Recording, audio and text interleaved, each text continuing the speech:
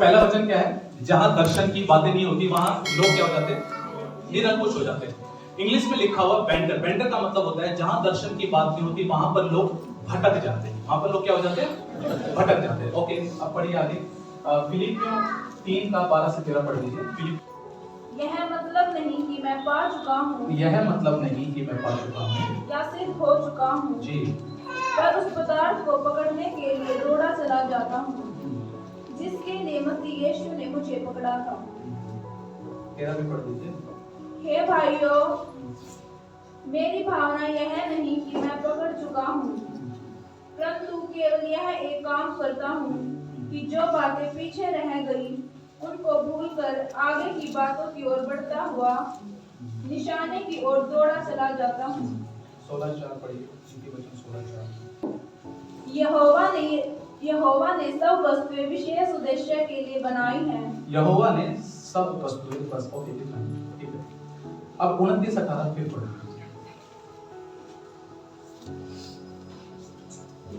जहाँ दर्शन की बातें नहीं होती वहाँ लोग निरंकुश हो जाते ओके, हैं। बस ध्यान से सुनना जो मैं आपसे बात करना चाह रहा हूँ।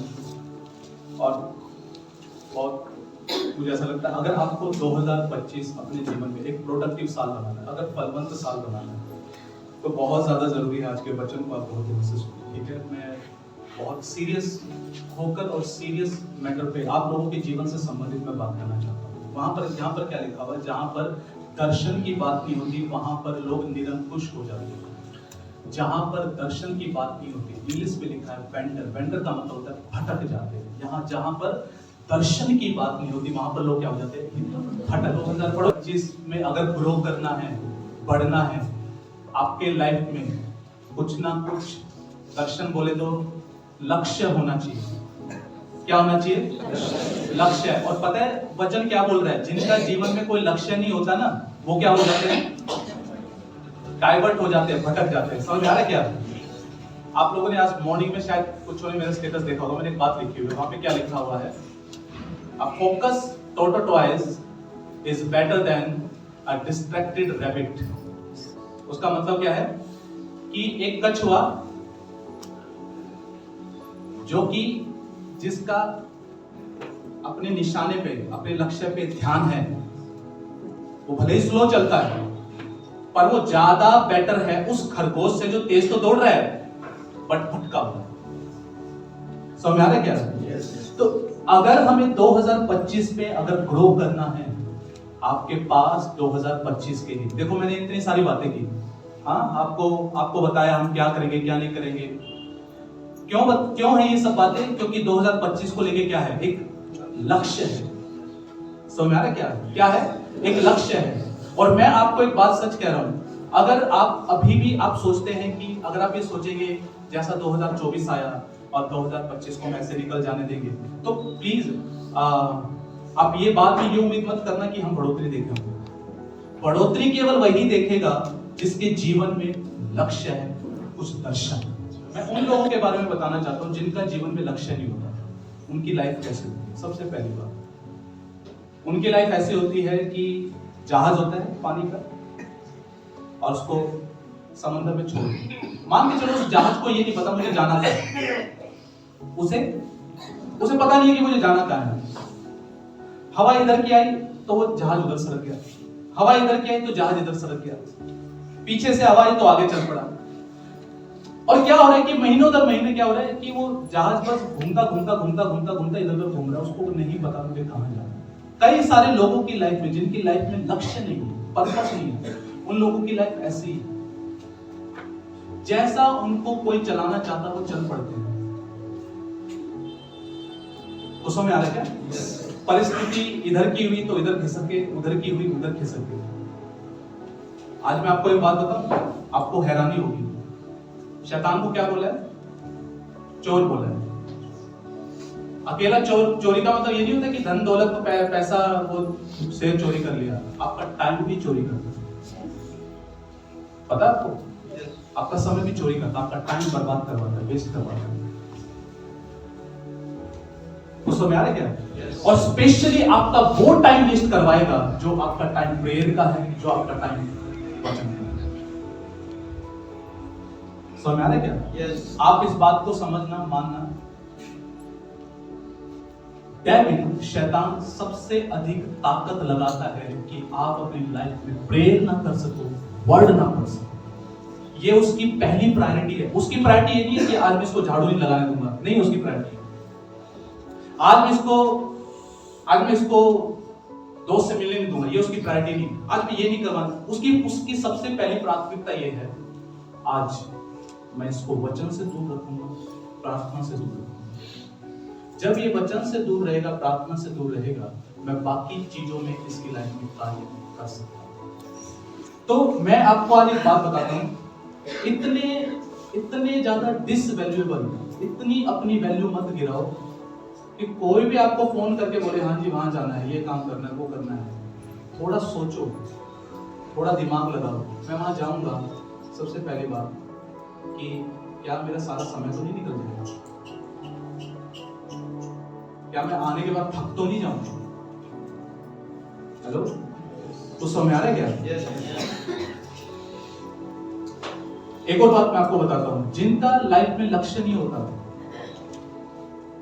मैंने देखा है सबसे अधिक समय बर्बाद करने वाले होते हैं, सबसे अधिक समय बर्बाद करने वाले। और एक बात बता देता हूं, जो समय बर्बाद करने वाले होते हैं ना, मत ज्यादा संगति रखो ऐसे लोगों के साथ, क्योंकि उनके साथ एक ऐसा आत्मा काम कर रहा है जो उनके समय को बर्बाद करता है। और जब आप ऐसे व्यक्ति के साथ संगति करोगे तो आप देखोगे आपका समय भी क्या होने लगेगा, बर्बाद होने लगेगा। क्योंकि वो आत्मा जो उसकी लाइफ में काम कर रहा है, वो आत्मा आपके जीवन में भी क्या कर रहा है, काम कर रहा है। लाइफ जो है, जिंदगी जो है, इस प्रकार की नहीं जीनी है। हेलो, 2025 में जिंदगी इस प्रकार की नहीं जीनी है। मैं बहुत मंदा जा रहा हूँ, तड़कता फड़कता नहीं है, बट मैं आपके काम की बात कर रहा हूँ, आपके काम की बात कर रहा हूँ। और बताऊं, लक्ष्यहीन लोगों की लाइफ कैसे होती है, जिनके जिंदगी में लक्ष्य नहीं होता। पता कैसी जिंदगी होती है? फालतू संगतियों में बैठेंगे, जहां पर चुगलियां बहुत होती है। जहां पर क्या होती है? चुगलियां बहुत होती है, फालतू की संगति, इसकी उसकी, इसकी उसकी, इसकी उसकी, उसकी इसकी, ऐसी संगतियों में बैठने की आदत होती है ज्यादातर उन लोगों की जिनकी जिंदगी में क्या नहीं है, कुछ भी उद्देश्य नहीं। अच्छा, और लक्ष्यहीन लोगों की लाइफ कैसी होती है मैं आपको बताता हूँ, सुनना ध्यान से। पतरस को एक चैप्टर सिखाया प्रभु यीशु मसीह ने। पतरस को यीशु मसीह बोलता है कि भाई तू किस प्रकार की मृत्यु से मेरी महिमा करेगा। पढ़ा है यूहन्ना रचित सुसमाचार में, पढ़ा।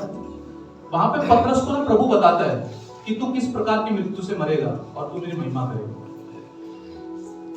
पतरस के साथ एक व्यक्ति था जिसका नाम यूहन्ना था। तो पतरस क्या बोलता है? पतरस चलते चलते ना यीशु को बोलता है, गुरु इसका क्या होगा? तो प्रभु का जवाब पता है क्या होता है? अरे ये मेरे आने तक ठहरा रहे, तेरे को इससे क्या काम है, तू अपना काम कर। तो कई सारे लक्ष्यहीन लोगों का पता है क्या होता है? सबकी लाइफ में इंटरेस्ट है, वो क्या कर रहा है, उसकी भी क्या चल रहा है, ये कैसा क्या कर रहा है, अपनी से कोई मतलब नहीं है, सबसे मतलब, इससे भी मतलब, इससे भी मतलब। ये सब लक्षण पता है किसके अंदर दिखेंगे? जिनका जिंदगी के अंदर कोई भी लक्ष्य नहीं है। मैं आपको क्यों बता रहा हूँ ये सब? क्योंकि मैं सच में चाहता हूँ 2025 आपका एक वेस्ट साल ना हो, बट वो एक फलवंत साल हो। और वो फलवंत तभी हो सकता है जब जिंदगी के अंदर कुछ लक्ष्य है। वचन साफ बोलता है, जिनके जीवन में दर्शन की बातें नहीं है वे भटक जाते। तो आप 2025 में अगर भटकना चाहते हो तो आप जैसे जी रहे वैसे जीते रहिए, या फिर 2025 के लिए जो है अपने जीवन में एक लक्ष्य निर्धारित कीजिए।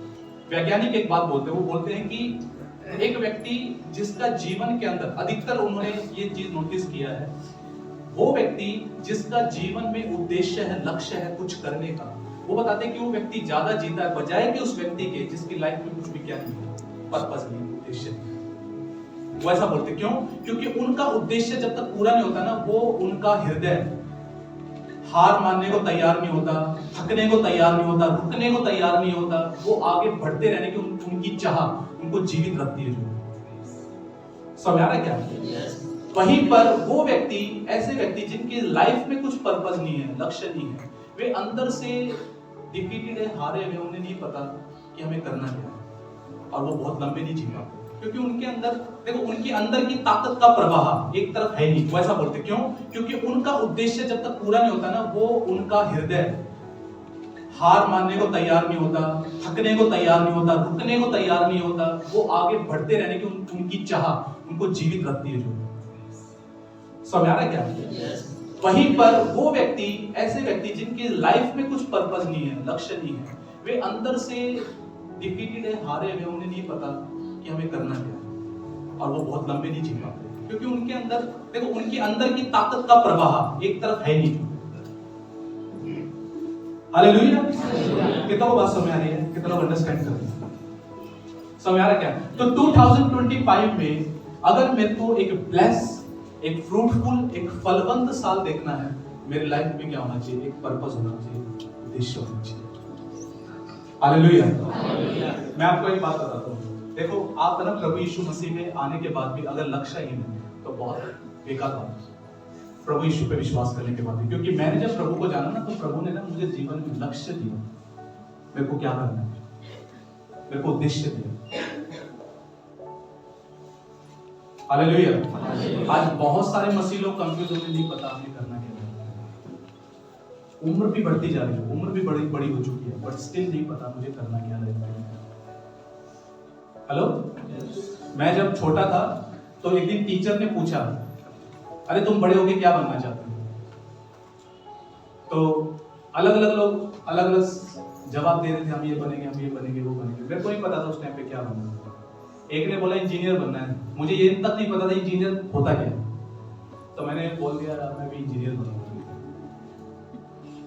बाद में पता लगा इंजीनियर होता क्या है, जबकि मेरे दूर दूर तक इंजीनियर का बनना। लेकिन जब मैं बड़ा हुआ, पता नहीं क्या था मेरे अंदर, और मैं जो आपको बता रहा हूं ना, आपको सोचने पे मजबूर हो जाना चाहिए इस बात के लिए। पता नहीं क्या था, मैं जब होश संभालने लगा ना, तो मेरे अंदर ऑटोमेटिकली ये बातें आने लगी थी अपने आप ही, कि क्या लाइफ यही है कि मैं एक दिन बड़ा हो जाऊंगा, फिर मैं कॉलेज चला जाऊंगा, फिर मैं कमाने लग जाऊंगा, फिर मेरी शादी हो जाएगी, फिर बच्चे हो जाएंगे, फिर मैं सारी जिंदगी उनको बढ़ाने में लगा दूंगा, फिर ऐसा करते करते एक दिन मैं बूढ़ा हो जाऊंगा, फिर मैं उनकी शादियां कराऊंगा और उनके बच्चे हो जाएंगे और एक दिन मैं मर जाऊंगा।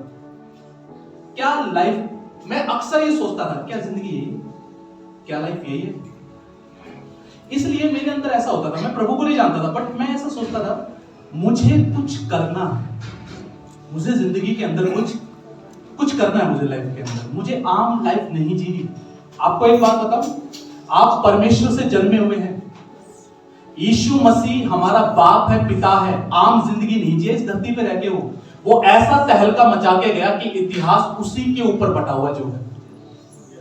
समझ में आ रहा है क्या? और वही महानता के बीच उसी का डीएनए आपके अंदर, मेरे अंदर है। तो आप और मैं महानता के लिए बुलाए गए हैं, बड़े बड़े कामों को करने के लिए। क्या बोलता है? Those who know their God, they shall do the great exploits। जो अपने परमेश्वर को जानते हैं वे बड़े बड़े काम करेंगे। जो तो आप में से हर कोई जो है बड़े कामों के लिए बुलाया गया है, बड़ी महानता के लिए बुलाया गया है।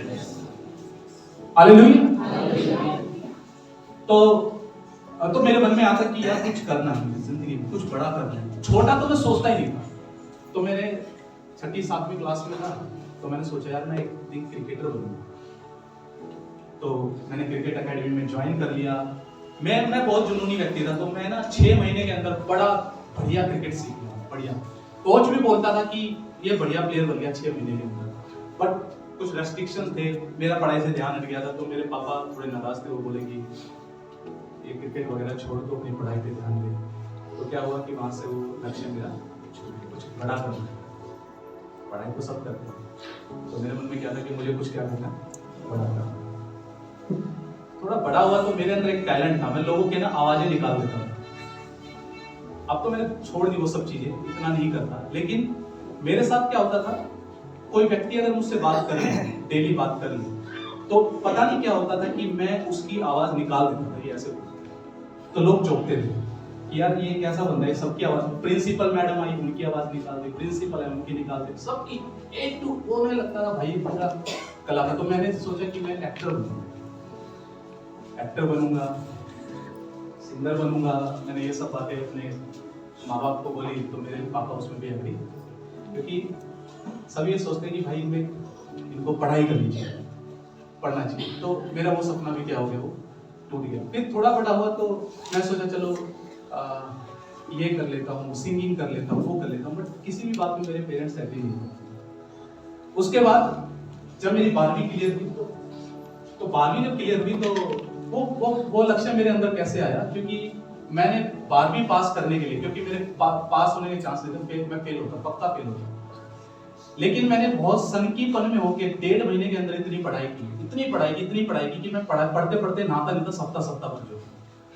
तो मैं पढ़ता रहता कई घंटे, एक किताब 24 घंटे पढ़ना, 24 घंटे में एक किताब खत्म, 15 दिन में एक मोटी किताब खत्म, ये खत्म, इस तरीके से मैं पढ़ाई करता। तो मेरे को लगा यार ये टैलेंट तेरे अंदर है, तो तेरे को पता ही नहीं था, तो क्यों ना तू बड़े सिविल सर्विस की तैयारी कर, IAS ऑफिसर की तैयारी कर। तो मैंने सोचा ठीक है, मैं बड़ा टेस्ट क्लियर करूंगा और क्या बोलते हैं, तो मैं उसकी तरफ बोलिए जो है। तो ये लाइफ कैसी होती है नहीं पता कि वास्तव में जाना कहाँ जाना है, क्या जाना है। प्रभु का धन्यवाद हो कि यीशु मेरी लाइफ में है और उसने एक उद्देश्य दिया कि मैंने तुझे इसलिए चुना है कि तू मेरे सुसमाचार का प्रचार, तू मेरी महिमा कर, तू मेरे लिए बनाया गया, मेरे लिए बनाया गया, और मैं तेरे द्वारा बड़े बड़े काम करूंगा, महानता के काम करूंगा, बड़े काम करूंगा। बीते 13 सालों में ऐसा नहीं है कि अब भटका हूं, ये कर लो वो कर लो, बिल्कुल नहीं, सटीक है, बिल्कुल सटीक है। लाइफ उसके इर्द गिर्द ही घूमती है बस। मेरी वाइफ एक दिन मुझसे सवाल करने लगी, आप रात भर जग कैसे लेते हो प्रार्थना के लिए? मैं एक ही बात बोल रहा हूँ, सपने सोने नहीं देते, सपने सोने नहीं देते। आपकी लाइफ में 2025 के अंदर लक्ष्य हो बहुत सारे। अगर अपनी जिंदगी अर्थपूर्ण जिंदगी बनानी है, एक ऐसी जिंदगी बनानी है जो फलवंत हो, जो महानता से भरी हो, जिसे देखकर पिता की महिमा और जिसे देखकर लोग बोले यार ये किस परमेश्वर को मानता है जिसने इसको इतना ऊंचा किया है, मैं भी इसको मानता हूं। Hallelujah, hallelujah. यीशु ने साफ बोला, लोग तुम्हारे भले कामों को देखकर तुम्हारे स्वर्ग के पिता की क्या करेंगे, महिमा करेंगे। हालेलुया। तो मैं आपको बताना चाहता हूँ, छोटा सोचना तो क्या कर दो, बोलो बंद कर दो। छोटा सोचना तो क्या कर देना है, बड़ा ही सोचना है। हेलो पास्टर जी, हमारे पास पैसा नहीं है। हेलो, प्रभु ने आपका फाइनेंशियल स्टेटस नहीं पूछा आपसे, समझ में आ रहा है क्या? फाइनेंशियल स्टेटस नहीं पूछा आपसे। मैं ऐसे प्रभु के बंदों को जानता हूँ जो बिल्कुल गरीब बैकग्राउंड से, जिनकी छतें टपकती थी, आज परमेश्वर ने उनको उठाया है। जो अपोस्तल अंकित के साथ एक पास्टर रहते, पास्टर राम, वो बताते कि मैंने इतनी गरीबी देखी है कि एक टाइम पर बोले कि शर्ट भी ना लोगों की मांग के पहनता था। मैं अपने दोस्त जब बोले कि जब शादी का वक्त आता था तो मैं अपने दोस्तों से कपड़े मांगता था कि यार चलो अपनी शर्ट दे दे यार, ये पैंट दे। बोला कि मैंने वो टाइम देखा अपनी लाइफ के अंदर। बोले जब मैं प्रभु में आया और मैंने जब अपना बिजनेस प्रभु को सौंप दिया, आज वो टाइम है कि वो एक टाइम पे जो बंदा 200 की शर्ट मांग के पहनता था, आज कई लोग, कई मेरे ख्याल से 100 से भी ज्यादा लोग उनके अंडर में काम करते जिनको वो तनख्वाह देते हैं। हालेलुया। प्रभु ने इतना अधिक उनके फाइनेंशियल स्टेटस को बढ़ाया है और उनका एक विजन है कि मैं दिल्ली के अंदर सबसे बड़ा चर्च बनाना चाहता हूँ। मेरा विजन ही यही है। वो कहते हैं कि मैं अपोस्तल अंकित के साथ एक ही रीजन से खड़ा हूँ, मुझे एक बहुत बड़ा चर्च बनाना है। समझ में आ रहा है क्या? Those who know their God, they should do the great exploits। जो अपने परमेश्वर को जानते हुए बड़े बड़े काम करेंगे, तो आप छोटे के लिए नहीं है। मैं आपको, आप अपना बैकग्राउंड मत देखिए कि मेरा बैकग्राउंड क्या है, मेरा फाइनेंशियल। आपको अगर प्रभु पे भरोसा है, प्रभु आपको ऊंचा करने के लिए तैयार है। आप प्रभु में बढ़ने के लिए तैयार हैं, आप प्रभु के साथ समय बिताने के लिए तैयार हैं, अपने जीवन में काम करने के लिए तैयार है, प्रभु आपको उठाने के लिए तैयार है। यीशु मसीह हमारा बेस्ट एग्जाम्पल है या नहीं? आपको क्या लगता है यीशु मसीह धरती पे लक्ष्यहीन आया था? उसको डे 1 से पता था, उसको पता था मैं क्यों हूं इस धरती पे। 12 साल की उम्र में गुम हो गए, सदुकी फरीसियों के साथ, शास्त्री लोगों के साथ, पंडित लोगों के साथ सवाल जवाब कर रहे थे, वाद विवाद कर रहे थे। उनकी मम्मी आती है, बोलती है कि अरे देखो तो ढूंढ ढूंढ के थके। तो क्या बोलते हैं, क्या आपको नहीं पता कि मुझे पिता के घर में होना चाहिए? उन्होंने जब अपनी सेवा शुरू की, बार बार चेलों को अपना मकसद बताते रहे, मैं हूं क्यों, मैं मारा जाऊंगा, मैं मारा जाऊंगा, मैं मारा जाऊंगा। मैं लोगों की उद्धार के लिए मैं मारा जाऊंगा, उनके पापों के लिए मारा जाऊंगा, मैं तीसरे दिन जी उठूंगा। ये बात उन्होंने कई बार रिपीट की, एक बार नहीं कई बार रिपीट की, क्योंकि उनके माइंड में लक्ष्य सेट था कि मुझे करना क्या। तो लक्ष्यहीन लाइफ नहीं थी यीशु मसीह की। समझ आ रहा है क्या? कितने लोग अंडरस्टैंड कर रहे हैं? हाँ, इवन आप पौल को देखिए, पौल के बारे में हमने पढ़ा अभी, एक बार फिर से पढ़िए। तीसरा, यह मतलब नहीं कि मैं पा चुका हूँ। अब देखो ध्यान से, देखो पौलुस यीशु मसीह का चेला, जो कि इतना हाईली आत्मिक व्यक्ति, जो बहुत ज्यादा बड़ा हुआ है, प्रभु को साक्षात देखकर ही उसने यीशु मसीह पे विश्वास किया। क्या बोल रहे हैं? कह रहे यह नहीं कि मैं पा चुका। मैंने और ट्रांसलेशन में पढ़ा, वहां पे पता क्या लिखा हुआ? यह नहीं कि मैं सिद्ध बन चुका हूं। वो ये बोलते हैं, यानी कि मैं सिद्ध बन चुका हूं। क्या बोलते हैं आगे? या सिद्ध हो चुका हूँ, या सिद्ध हो चुका हूं। हाँ, पर उस पदार्थ को पकड़ने के लिए दौड़ा चला जाता हूँ। ओके, उसकी लाइफ में क्या है? एक लक्ष्य है। अगर हम दूसरे ट्रांसलेशन में पढ़ेंगे तो वहां से पता लगता है कि वो बोलता है कि मैं यीशु को जानने के लिए मैं दौड़ा चला जाता हूँ, मेरा लक्ष्य है उसको जानना। हेलो, मेरा लक्ष्य है उसको जानना। मैं उस लक्ष्य की तरफ क्या कर रहा हूँ? कह रहा है मैं दौड़, टारगेट है उसका। जिंदगी में क्या है? लक्ष्य है, लक्ष्यहीन नहीं। आगे, जिसके लिए मसीह यीशु ने मुझे पकड़ा था। जिसके लिए मसीह यीशु ने, देखो भाई, कितने लोग विश्वास करते हैं आपको यीशु ने पकड़ा? पौलुस बता रहा अपना लक्ष्य कि भाई यीशु ने मुझे पकड़ा क्यों? आपको पकड़ा है ना, तो आपको इसलिए नहीं पकड़ा कि मैं जिंदगी भर ये रोटियां बेलता रहूं और बेलती रहूं, इसलिए नहीं पकड़ा। कुछ उद्देश्य, कुछ पर्पस है। आपका एक पर्पस है, उद्देश्य है। आपका हाथ ऐसे नहीं पकड़ा प्रभु। समझ आ रहा है? जो बाइबल में क्या लिखा है, नीति वचन 16:4 में मैंने पढ़वाया था कि हर एक चीज को प्रभु ने एक विशेष उद्देश्य से बनाया, पर्पस से बनाया। हर चीज उद्देश्य से बनी हुई है, और हम तो उसकी सबसे खूबसूरत सृष्टि है। हम क्या उद्देश्यहीनता के लिए बनाएंगे? हम उद्देश्य के लिए बनाएंगे, पर्पस के लिए बनाएंगे। आगे बढ़िए। हे भाइयों, मेरी भावना यह नहीं कि मैं पकड़ चुका हूँ, परंतु केवल यह एक काम करता हूँ कि जो बातें पीछे रह गई। ओके, जो बातें क्या रही? पीछे रह। जो बातें क्या रही? पीछे। पड़ोसी को बोलो, जो बातें पीछे रह गई। आगे, उनको भूल कर। उनको क्या करके? भूल कर। आगे, आगे की बातों की ओर। आगे की, यस यस, आगे की बातों की ओर बढ़ता हुआ। तो इस पॉइंट्स पे मैं कुछ बातें मैं बताना चाहूंगा। देखो, पौलुस जो है लक्ष्य की तरफ दौड़ रहे हैं। शायद हो सकता है पौलुस की लाइफ में भी नया साल आने वाला हो, तभी लिख रहा है कि जो बातें रह गई उनको पीछे भूलकर आगे की तरफ दौड़े चला गया। तो आपको 2025 में अगर बढ़ना है ना, तो पीछे की बातें भूलनी पड़ेगी। हाँ, सुनो ध्यान से, आगे बढ़ना है, बढ़ना है। तो पता क्या क्या छोड़ना पड़ेगा? आज ही आपको बता दूं। बोलो, पिछली बातें छोड़नी पड़ेगी। मुझे क्या छोड़ना है? सबसे पहली बात, ध्यान से सुनना। आप किसी से भी अगर 2024 में ठोकर खाए हो, प्लीज आप अगर बढ़ना चाहते हो तो आपको वो छोड़नी पड़ेगी। नहीं तो आप नहीं बढ़ पाओगे, नहीं तो आप नहीं बढ़ पाओगे। हालांकि मैं ठोकर पे प्रचार नहीं करने वाला, मैं तो सिर्फ बता रहा हूँ, ना ये मेरा विषय है। आप किसी से भी नाराज हो, किसी से भी क्या हो? नाराज हो। 2024 के अंदर आपने जिससे भी आप ठोकर खाए, आपको कोई भी घाव याद है कि मैं इस व्यक्ति से बहुत हर्ट हूँ, आपको वो हर्ट से ना यही त्याग देने आज ही। आप अगर 2025 में उनको साथ लेके चलेंगे, आप बढ़ नहीं पाएंगे। क्या बोल रहे हैं? जो बातें पीछे रह गई, मैं उन्हें भूल कर आगे की ओर दौड़ा चाहूंगा। आपकी एक ही जिंदगी है, या तो उलझे रहो उन्हीं बातों में जो पीछे हुआ और गाते रहो लोगों के आगे, बट आप वहीं फंसे रह जाओगे लाइफ टाइम। मैं आपको बता रहा हूं, आपका 2025 भी वैसे निकल जाएगा। समझ आ रहा है क्या? हेलो, उस मोमेंट से मैंने डिसाइड कर लिया, आज के बाद मैं किसी भी ऐसी बात को अपने ऊपर हैवी नहीं लेता जो मेरी डेस्टिनी को छोड़े। अभी तक का है, मैं आपको क्लियर कर रहा हूं। कितनी बार शैतान प्रयास करता है कि मैं कूदूं विवादों के अंदर, मैं लड़ाइयों के अंदर कूद जाऊं, विवादों के अंदर कूद जाऊं। कितनी बार शैतान ऐसा ट्राई करता है, बट मेरे मन में है कि वो इंस्ट्रक्शन बार बार याद आता है।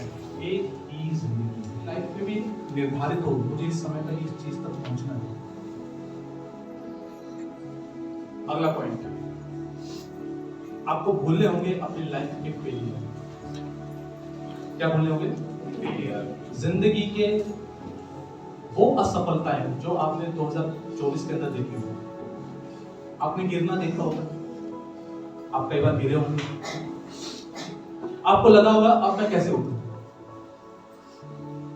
आपको क्या लगता है पौलुस नहीं गिरा? मैं आपको ये बात बताऊं, बाइबल का मैं यीशु मसीह को छोड़कर जितने कैरेक्टर देखता हूं सब गिरे। इक्के दुक्के का वर्णन नहीं, बट गिरे सब गिरे। अब्राहम एक जगह हो जाता है, उसकी पत्नी उसके साथ होती है, उसकी पत्नी ब्यूटीफुल होती है, खूबसूरत होती है। उसको लगता है यार यहाँ का राजा ना मेरी पत्नी को, या मेरी पत्नी की वजह से कहीं मुझे मार ना दे, क्योंकि मेरी पत्नी क्या खूबसूरत है। तो पता क्या करता है, वो झूठ बोलता है, वो लोगों को बोलता है ये मेरी बहन है। अब्राहम गिरा।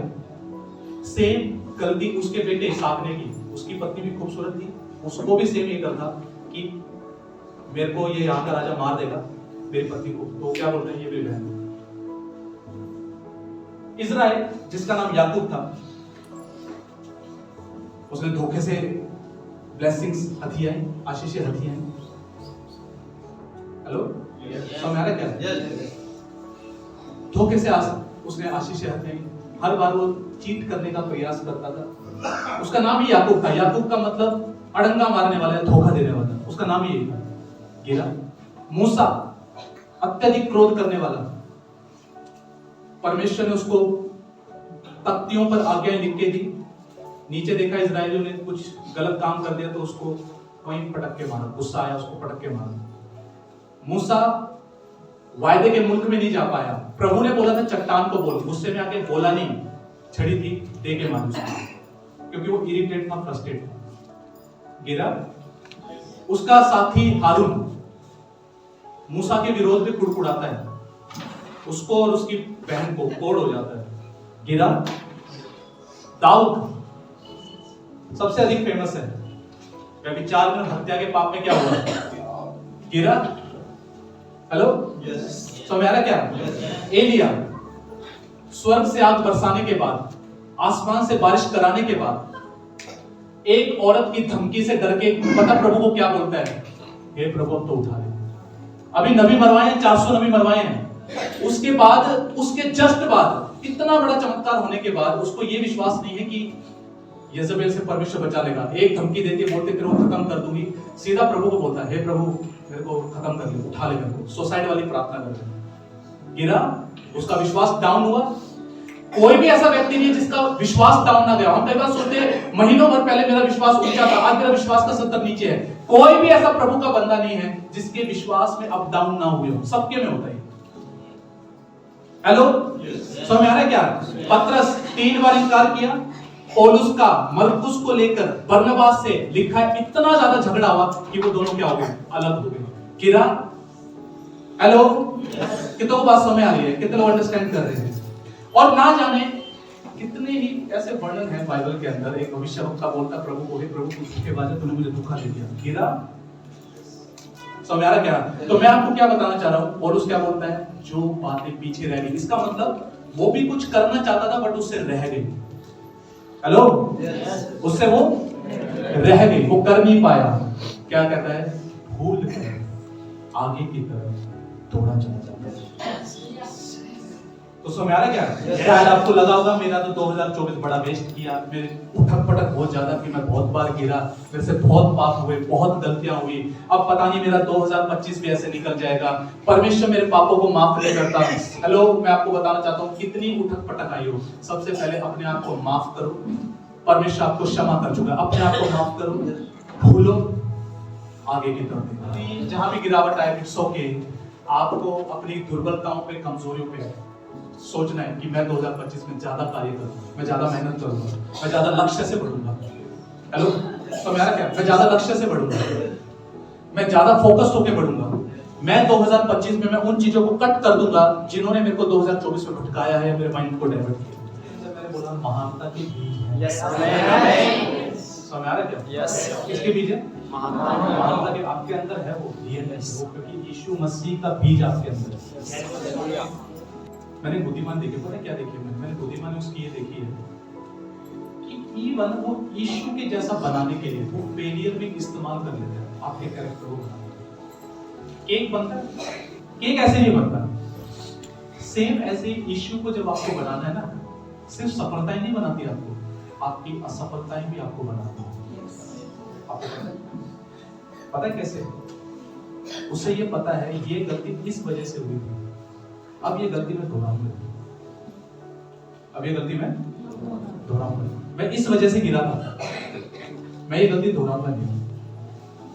तो समझ आ रहा है क्या? तो आपके फेलियर भी, और एक बात बताता हूं मैं आपको, मैं कई बार इन जवानों को कई बार एनकरेज करता हूं, ये कई बार कुछ प्रॉब्लम्स को लेकर आते हैं, जब ये डिप्रेस से निराश होते हैं कि हमसे ये नहीं हो पा रहा, वो नहीं हो पा रहा, तो मैं एक बात बोलता हूं, भाई एक बात बताऊं, अगर तुम्हारी जिंदगी बिल्कुल स्मूथ होगी तो तुम जिंदगी में कल को जब कोई अपना संघर्ष लेके आएगा, क्या कभी उसको अगुवाई दे पाओगे? भाई मैं इस संघर्ष से निकला हूं, तू ऐसे निकल सकता है। अरे जब तुम्हारे पास गवाही नहीं है कुछ संघर्ष की, तुमने कभी संघर्ष किया नहीं, तुमने कभी दुख तकलीफें देखी नहीं, तुम कैसे उस व्यक्ति को गाइड करोगे जिसने जिंदगी के अंदर बहुत दुख देखे हुए? एक स्मूथ जीने वाला व्यक्ति कैसे सामने वाले का संघर्ष समझेगा? नहीं समझ पाएगा वो। तो कुछ संघर्ष आपकी लाइफ में इस वजह से है क्योंकि प्रभु उन संघर्षों में भी आपको जयवंत होना सिखाना चाहता है, ताकि आप दूसरे को कल को बता सको मेरी लाइफ में ये गवाही है, देख मैं ऐसे जयवंत हुआ हूं, तू भी ऐसे ही जयवंत होगा। समझ आ रहा जो है?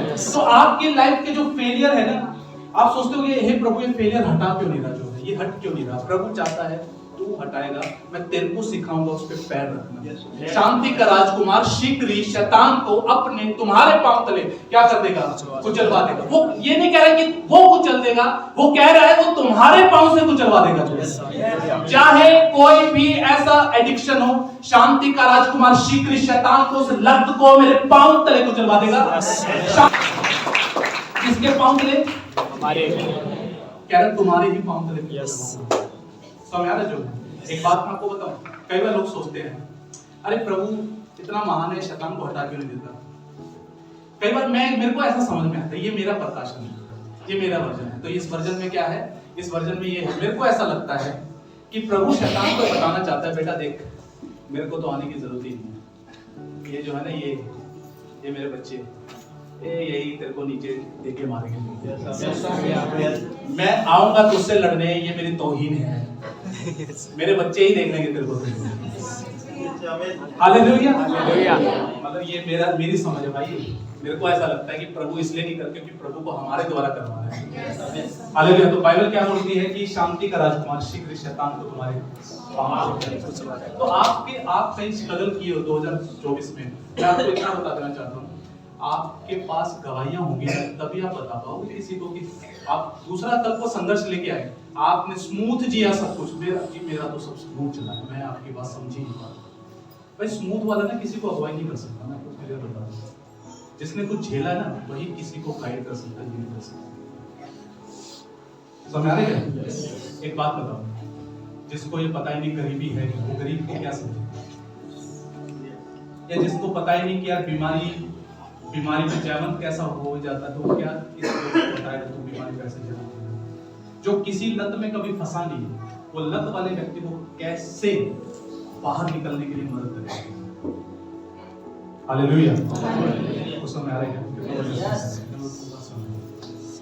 तो मेरे को क्या करना है? मेरे को ठोकरे बुला देनी है, भूल गए ना? याद तो नहीं है? बुलाने का मतलब पता है क्या है? बुलाने का मतलब ये नहीं कि आज यहाँ बुला दे, बुलाने का मतलब है कि जब वो व्यक्ति आपके सामने आ रहा है, आपके दिल में कुछ नहीं होगा, आपके दिल में कुछ नहीं होगा। मैं 25 दिसंबर को मैं एक भाई से मिला, फिर बहुत अच्छे से बात हुई और मैं आ गया। तो एक दोस्त से बात हो रही थी, वो मेरा दोस्त मेरे को बोला कि जब आप उस भाई से मिले आपके दिल में क्या चल रहा है? मैंने कुछ नहीं चल रहा, नॉर्मल। मैंने तो अपनी तरफ से जाके हाथ मिलाया, अपनी तरफ से जाके गले मिलाया, मैंने बिल्कुल नॉर्मल था। तब वो बोला इसका मतलब ये क्या उसको लेके बिल्कुल साफ है, क्लियर। आपको कैसे पता लगता है आपका दिल किसी को लेके साफ है? जब वो व्यक्ति सामने आएगा और आपको कोई फर्क नहीं पड़ता उससे, आप बिल्कुल चिल हैं, इसका मतलब आपने उसको सचमुच में क्या कर दिया। आप कई बार होता है ना, कुछ दोस्त आके बहुत सालों बाद माफी मांगते हैं, तो हम कई बार बोलते हैं किसकी बात कर रहे हैं, ये है माफ कर देता हूँ। हेलो समझ आ रहा है? तो ठोकरे बुला देनी, दूसरा क्या, फेलियर बुला देनी, असफलताएं बुला देनी, ताकि हम 2025 बिल्कुल रिन्यू, बिल्कुल फ्रेश, रीसेट का बटन होता है ना, रिफ्रेश का बटन होता है कंप्यूटर में, बिल्कुल रिफ्रेश मार के, कैसा मार के, रिफ्रेश मार के, बिल्कुल नया। पता है 21 दिन का उपवास क्यों है? उपवास में आपका मन, आपकी आत्मा और आपका शरीर, ये तीनों नए होंगे,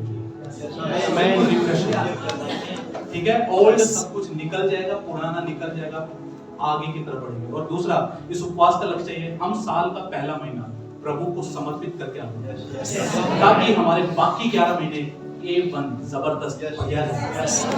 हालेलुया। तो क्योंकि बाइबल क्या बोलती है, पहलोठा, पहला किसका है, प्रभु का है। तो ये पहला महीना, जनवरी महीना, हम किसको दे रहे हैं, परमेश्वर को दे रहे हैं, प्रभु को दे रहे हैं।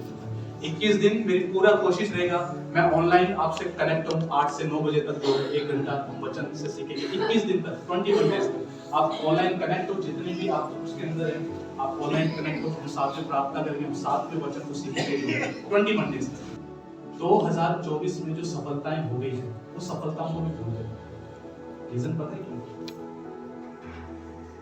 क्योंकि कई सारे लोगों को ऐसा लगता है मैं बहुत बड़ा तीर मार दूंगा, तो वो तीर मार दिया, वो फीलिंग आपको ना बढ़ने ही देगा, क्योंकि आप संतुष्ट हो गए, हमने पा लिया। पर पौलुस क्या बोलता है, यह नहीं कि मैं पा चुका। समझ आ रहा है क्या?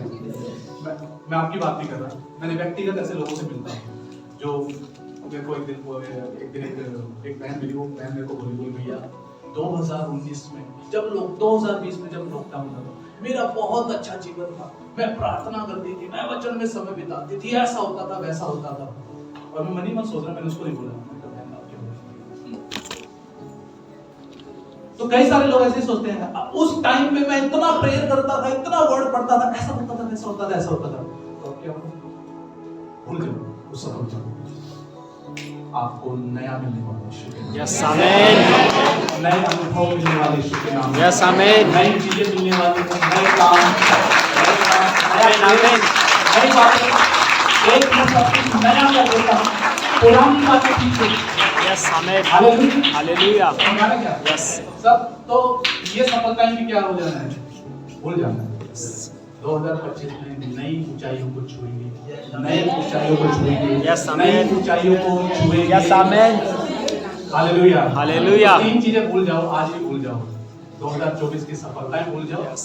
2024 की असफलताएं भूल जाओ, और सारी की सारी ठोकरें भूल जाओ। पड़ोसी को बोलो, ठोकरों को कर दो बाय बाय, बोलो बाय बाय, ताकि किसकी तरफ हम बढ़ सके, अपने निशाने के, अपने लक्ष्य के।